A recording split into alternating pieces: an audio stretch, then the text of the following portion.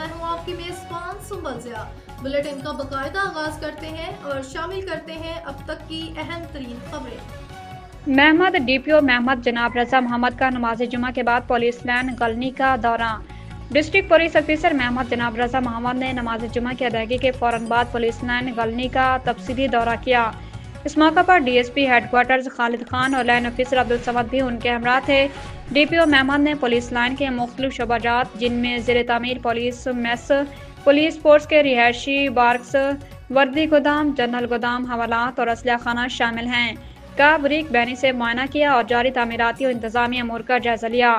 اسلحہ خانہ میں موجود نئے جدید اسلحہ اور ایمونیشن کا معائنہ کرتے ہوئے ڈی پی او محمد نے اسلحہ کی مناسب دیکھ بھال، ریکارڈ کی درستگی اور صفائی ستھرائی یقینی بنانے کے احکامات جاری کیے۔ ڈی پی او محمد نے پولیس میس کے معیاری تعمیراتی کام کو جلد از جلد مکمل کرنے کی ہدایت کرتے ہوئے کھانے اور روٹی کے معیار کا بھی جائزہ لیا اور پولیس اہلکاروں کو بہتر سہولیات فراہم کرنے پر زور دیا۔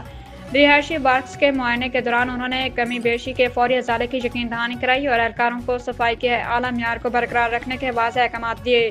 ڈی پی او محمد نے کہا کہ پولیس لائن میں موجود سہولیات کی بہتری نہ صرف اہلکاروں کی فلاح و بہبود کے لیے ضروری ہے بلکہ یہ ان کی پیشہ ورانہ کارکردگی میں بھی مثبت کردار ادا کرتی ہے۔